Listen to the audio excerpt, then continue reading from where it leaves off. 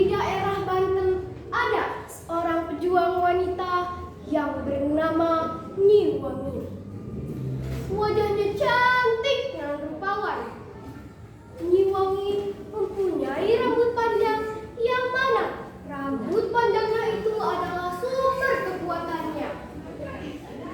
Tidak mengherankan lagi jika banyak ksatria yang ingin menjadikan sebagai kekasihnya.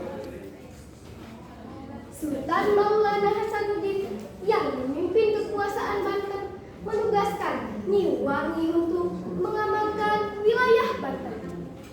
Nyi Wangi menugaskan kau untuk mengamankan wilayah Banten dan menyiarkan agama Islam. Hamba siap menjalankan tugas ini. Nyi Wangi dan para prajuritnya akhirnya pergi menjalankan tugas untuk mengamankan wilayah Banten. Di tengah perjalanan, mereka bertemu dengan ksatria yang mencurigakan. Hei Kisana, siapa kau? Aku Ki Mandala. Sedang apa Ki Mandala di sini?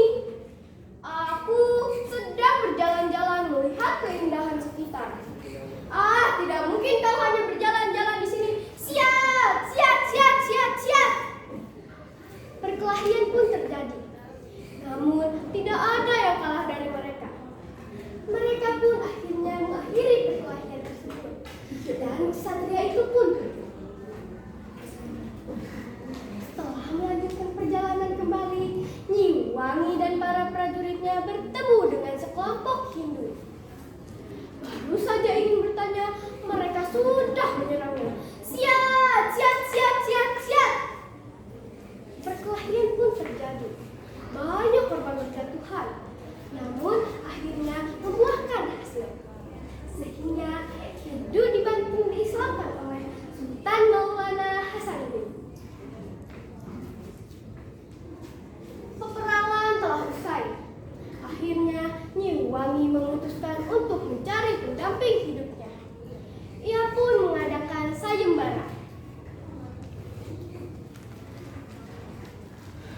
Barang siapa yang bisa memotong rambutku, jika wanita akan kujadikan saudaraku. Jika ia laki-laki akan kujadikan suamiku. Sejak itu banyak ksatria baik lelaki maupun perempuan yang mengikuti sayembara tersebut. Namun mereka tidak berhasil memotong rambut Nyi Wangi. Sampai akhirnya Ki Mandala ingin mencoba sayembara tersebut. Maaf, bila diizinkan, bolehkah saya mengikuti sayembara ini? Ya, tentu saja Ki. Tapi sepertinya aku pernah melihatmu.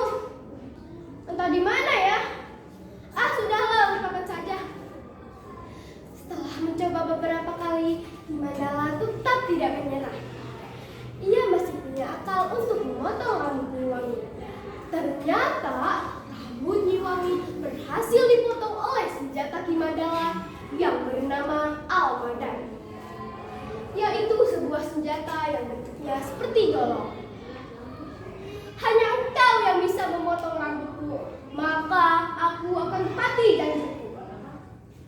Terima kasih Nyai, engkau telah menjadikanku sebagai kekasihmu. Sayembara itu pun telah selesai dilaksanakan. Ki Mandala dan Nyi Wangi pun menikah.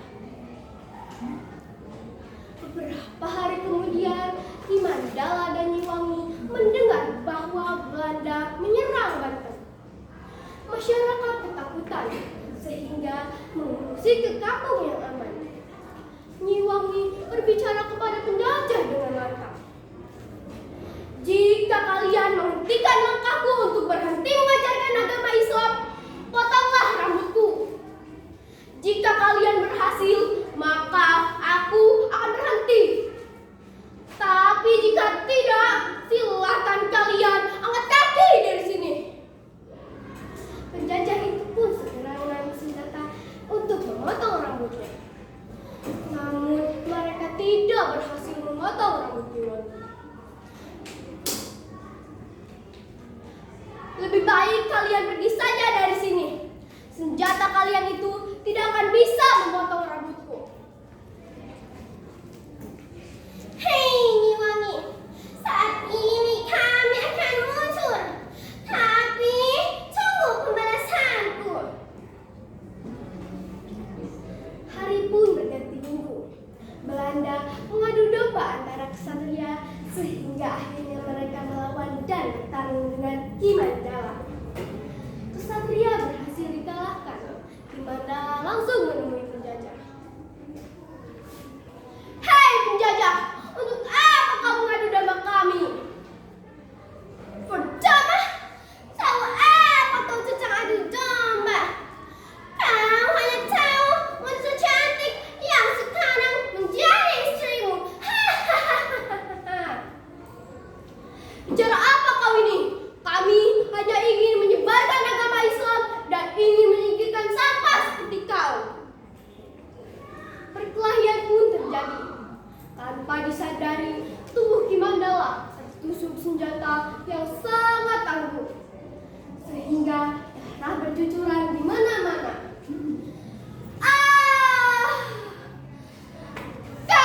Kau, Allahu Akbar.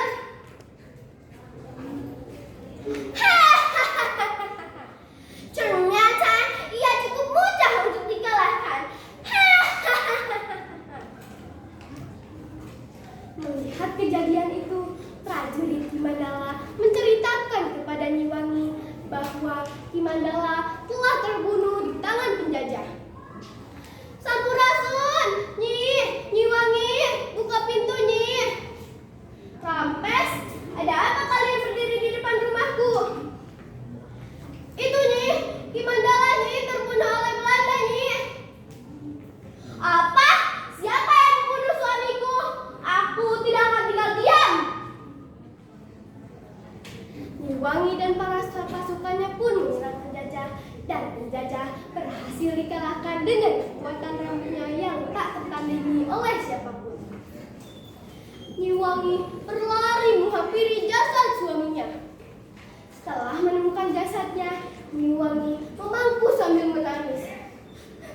Suamiku, mengapa engkau pergi meninggalkanku? Bagaimana misi kita mengislamkan kerajaan ini? Bangunlah suamiku, aku sangat menyayangimu. Bangunlah, jangan tinggalkan aku. Akhirnya Nyiwangi berhasil melaksanakan sendiri misinya. Nama Mandalawangi berasal dari perpaduan antara nama Mandala dan Wangi. Kampung Mandalawangi terletak di Kecamatan Mandalawangi, Kabupaten Pandeglang. Adapun pesan moral yang terdapat dari cerita tersebut, bahwa sebaiknya kita tidak mengadu domba dan memfitnah, apalagi itu adalah teman kita sendiri. Sekian dari saya. Wassalamualaikum.